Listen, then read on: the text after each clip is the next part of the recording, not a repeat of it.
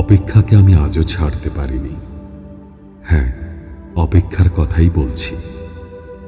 ভালোবাসার রক্তিম ধারালো স্নিগ্ধ ছোঁয়ায় এ হৃদয় থেকে এক এক করে ছেড়ে গেছে সব লোভ, হিংসা, ক্রোধ, অহংকার, স্বার্থপরতা, সবকিছু।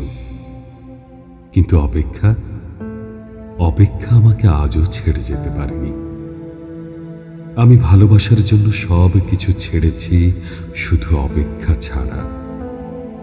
অপেক্ষাকে আমি আজও হৃদয়ের গহীনতম অংশে অবরুদ্ধ করে বেঁচে আছি।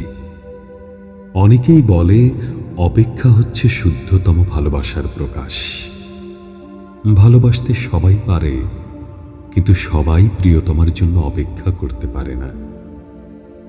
আসলেই কি তাই? জানি না তো, হবে হয়তো। তবে অপেক্ষার কাছে আমি অনেক ঋণী।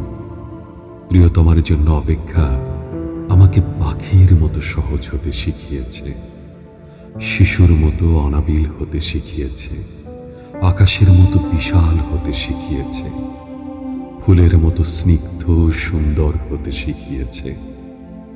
অপেক্ষা আমাকে সাগরের নীল জলরাশির মতো গভীর হতে শিখিয়েছে, প্রকৃতির মতো স্বচ্ছ হতে শিখিয়েছে, সোনালী সন্ধ্যার মায়াবী মৌনতার মতো নিবিড় হতে শিখিয়েছে।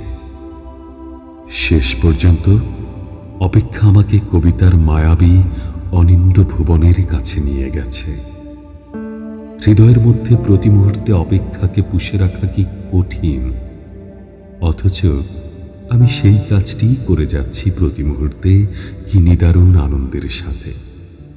আহ, অপেক্ষা, তুমি কত বেদনার্দ্র সুন্দর।